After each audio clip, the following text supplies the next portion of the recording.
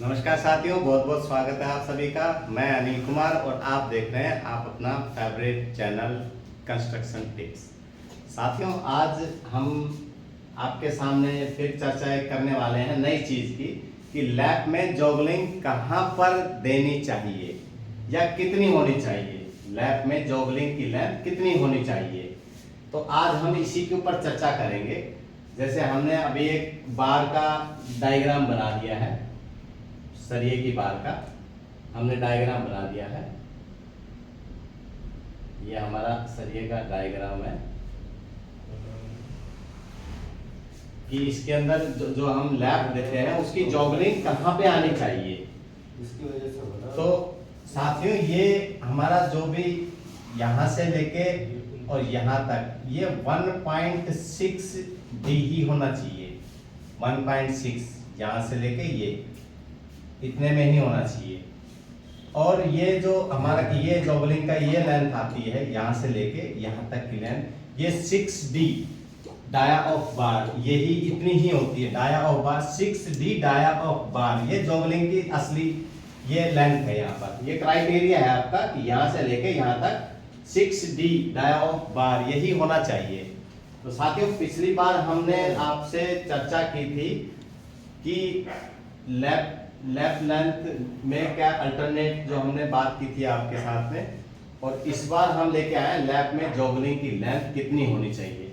हमेशा जब भी अपन लैप लगाते हैं तो उसमें हम बार को अल्टरनेट रखते हैं, हमेशा इस तरह से स्टैगर्ड रखते हैं। ये जो बनाया हुआ हमने, एक ऊपर एक नीचे, एक ऊपर एक, अल्टरनेट जो भी बार होती हैं स्टैगर्ड इस तरह से ही रखी जाती हैं। कॉलम में भी, चाहे शेर वाल हो, कॉलम हो, कोई भी वाल हो, स्टैगर्ड होती है सभी वाल। और ये जो एरिया है आपकी, जो बार नंबर ऑफ बार है, ये not more than 50% of the area. ये शब्द हमारी ड्राइंगों के ऊपर भी मेंशन होते हैं। आर्किटेक्ट जो स्ट्रक्चर डिजाइनर होते हैं वो साहब भी हमेशा अपनी ड्राइंग पर ये एक नोट लिखते हैं, जो लिखा होता है not more than 50% of the area, मतलब 50% से ज्यादा ये नहीं होनी चाहिए। कहीं 2 लगा दी, कहीं 1 लगा दी, नहीं, एक छोटा एक बड़ा, एक छोटा एक बड़ा, एक छोटा एक बड़ा, इस तरह से स्टैगर्ड आपकी बार चलती हैं। चाहे कॉलम हो, चाहे शेर वाल हो, चाहे दूसरे कोई रिटेनिंग वाल हो, काउंटर फोर्स हो, कुछ भी हो, आपको स्टैगर्ड करना ही पड़ेगा। तो ये अभी हमने बताया आपको कि ये 1.6D होता है। और ये जो लेंथ है हमारी, जिसके अंदर हमको जॉगलिंग करनी होती है, मशीन से करते हैं। अब तो पहले तो हाथ से करते थे डाई वगैरह से, अब तो ये मशीनों से करते हैं। उसमें सेट की और वो मशीनों से 6D का एरिया होता है दोस्तों हमारा, 6D डाया ऑफ बार। मतलब अगर ये आपकी 16 mm की बार है तो 96 mm का आपको ये जॉगलिंग का एरिया हो गया। अगर यही बार 20 mm की है तो 120 mm हो गया, जैसे हमने यहाँ लिखा है। यही बार अगर आपकी 25 mm की है तो 150 mm हो गया। मीन्स मेरा कहने का मतलब है कि ये जो एरिया है हमारा जॉगलिंग करने का, ये क्राइटेरिया हमारा 6D से लेके 8D तक होता है। मैक्सिमम 8D हो गया, लेकिन हम 6D तक ही इस्तेमाल करते हैं 20-25 की लेंथ, 20-25 के सरिये में। अगर इससे ज्यादा का सरिया है, 28 mm हो गया, 32 mm हो गए, उससे हाई डाया पे हमने काम नहीं किया, लेकिन अगर कहीं लगता होगा तो फिर वो 8D ही इस्तेमाल होता है, अगर वो लगेगा तो 6D से लेके 8D तक का ही ये क्राइटेरिया होता है जो हम जॉगलिंग में करते हैं। कई बार नहीं पता चलता है लोगों को, हमारे जो नए साथी दोस्त होते हैं, सुपरवाइजर हो गए, फोरमैन हो गए, नए इंजीनियर्स आते हैं, ट्रेनर इंजीनियर जो नई अभी पढ़ाई करके आ रहे होते हैं, उन्हें नहीं पता होता कि फील्ड में ये फिजिकली कैसे किए जाते हैं, कहाँ से लिए जाते हैं, कैसे इसको जोड़ घटा किया जाता है, तो उन्हें नहीं पता चलता। ये सब चीज़ें सीखने में उनको भी काफ़ी समय लग जाता है। तो अभी हम इसी चीज़ की जानकारी के लिए हम आपको छोटी छोटी चीज़ों से अपडेट कर रहे हैं। हम भी अपने आप को अपडेट कर लेते हैं कि इसी बहाने हमने आपको अपडेट कर लिया तो हमें भी कभी याद रहेगा। नहीं तो कई बार जिस चीज़ पे काम नहीं किया जाता वो हम भूल जाते हैं और माइंड से बिल्कुल स्लिप कर जाती हैं। तो इसलिए हम छोटी छोटी चीज़ों को आपके सामने रख रहे हैं ताकि आप इन सब चीज़ों के साथ अपडेट रहें। तो साथियों, अभी आपने देखा होगा स्टैगर्ड ये तरीका है। एक छोटा एक बड़ा, एक छोटा एक बड़ा, ये स्टैगर्ड, ये ही इसी तरीके से अपने कॉलम या रिटर्निंग वॉल या शेयर वॉल इसी तरीके से बांधी जाती हैं। और ड्राइंग में भी आर्किटेक्ट साहब हमें मेंशन करके देते हैं कि not more than 50% of the area. तो साथियों ये हमें ये आज का टॉपिक भी है, लैप में जोगलिंग की लेंथ कितनी होनी चाहिए। तो आशा करते हैं आप ये समझ गए होंगे। हमने भी अपने आप को अपडेट किया और हमने आपको भी अपडेट किया। अभी हम अब इसके बाद हम आपके सामने सेशन लाने वाले हैं कि बीम के अंदर टॉप के स्टील में और बॉटम के स्टील में लैप कहाँ देना चाहिए, या लैप जोन कहें तो लैप जोन कहाँ आता है, किस जगह पे हमको लैप करना चाहिए। अब अगला टॉपिक हमारा यही रहेगा। तो आज के टॉपिक में हमने आपसे सिर्फ इतनी बात की कि लैप में जोगलिंग की लेंथ कितनी होती है। तो ये 1.6 D होता है, यहाँ से ये वाला एरिया जिसके अंदर हमको ये रखना है, जोगलिंग लेना है, और उसकी लेंथ 6D से लेके 8D तक, जो आप इसमें इसी क्राइटेरिया में आप काम कर सकते हैं। लेकिन ये हम कौन से सरिये में देते हैं, हम सभी स्टील में ये नहीं देते हैं, लैप जोगल नहीं करते हैं। हम 8 mm हो गया, 10 mm हो गया या 12 mm हो गया, इनके अंदर हम नहीं देते हैं, ये जोगल इसमें नहीं लगता है।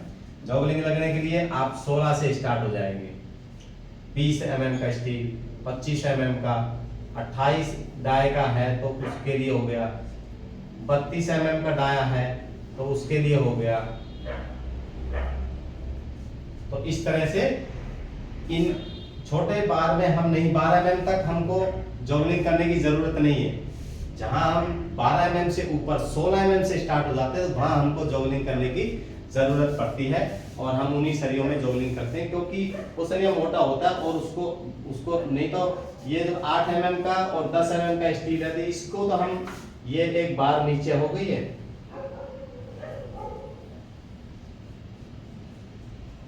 और दूसरी बार इसके साथ में लगा के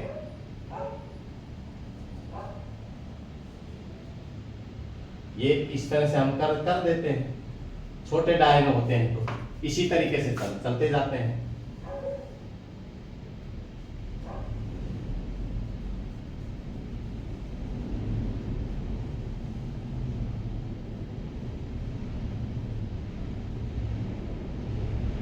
इसी तरह साथियों हम इसको कर देते हैं। अगर ये छोटा डाया है तो इसमें हम देंगे 8 डाया, 10 डाया और 12 डाया, बस। इसके अलावा इसमें हायर डाया नहीं आएगा। हायर डाया के लिए हमको जोगलिंग करनी ही पड़ेगी, और वो तरीका यही है। यहाँ से लेके ये 1.6 डाया बार हो गया, और ये जो हाइट हो गई है यहाँ से लेके यहाँ तक, ये 6D से लेके 8D तक इस्तेमाल की जाती है, जिसको जो हमको जोगलिंग कहते हैं।